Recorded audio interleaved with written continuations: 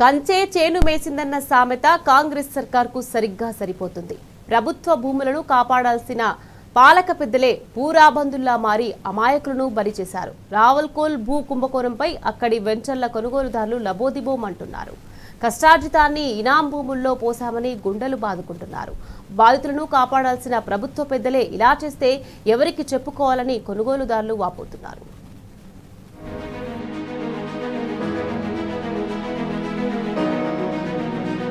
మేడ్చల్ మల్కాజిగిరి జిల్లా కీసర మండలం రావల్కోల్ భూ కుంభకోణం సంచలనం సృష్టిస్తున్నది. గ్రామ పరిధిలోని సర్వే నెంబర్ 4 నుంచి 18, 20, 22, 25లో 275.12 ఎకరాల భూమిని కాజేసేందుకు ప్రభుత్వం పెద్దలు వేసిన స్కెచ్ గుట్టు రట్టయింది. ఈ భూముల్లోని సర్వే నెంబర్లు 4 నుంచి 18 వరకు ఉన్న 138.53 ఎకరాల్లో వెంచర్లు వేసి విక్రయించారు. ఇప్పుడు ఆ భూములు ప్రభుత్వ ఇనాం, గ్రేజింగ్ ల్యాండ్ గా తేలడంతో ఆయా వెంచర్ల కొనుగోలుదారులు షాక్ అవుతున్నారు.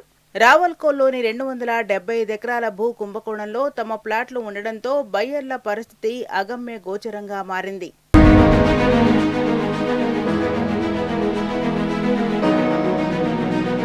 రావల్కోల్ భూములు ఏళ్ల తరబడిగా వివాదంలో ఉండడంతో భూ ఆక్రమణదారులు స్థానికులకు కాకుండా ఇతర ప్రాంతాల వ్యక్తులకు విక్రయించినట్టు తెలుస్తున్నది. గ్రామ పరిధిలోని 4 నుంచి 18 సర్వే నెంబర్లలోని 130.53 ఎకరాల భూమిని సాకి Krishna housing development private limited పేరిట వెంచర్గా అభివృద్ధి చేశారు. ఈ భూమి వెంచర్ యజమానుల పేరిట వివిధ భాగాలుగా ఉన్నది. వీళ్ళెవరూ గతంలో ఇనాం వారసులుగా లేరు కనుక ప్రభుత్వం నుంచి వచ్చిన ఓఆర్సీ చెల్లుబాటు కాదు. దీంతో నిబంధనల ప్రకారం ప్లాట్ల కొనుగోలుదారుల సేల్ డీడ్ రద్దవుతుంది.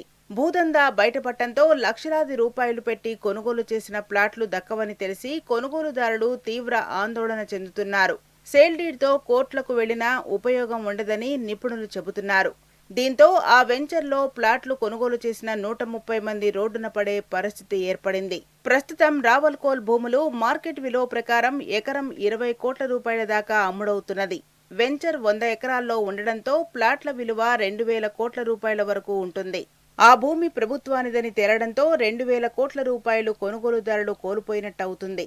ఏళ్ల తరబడి కష్టపడి పైసా పోగేసుకుని కొనుగోలు చేసిన ప్లాట్లు తమకు దక్కవని తెలిసి కొనుగోలుదారులు తీవ్ర ఆందోళన చెందుతున్నారు.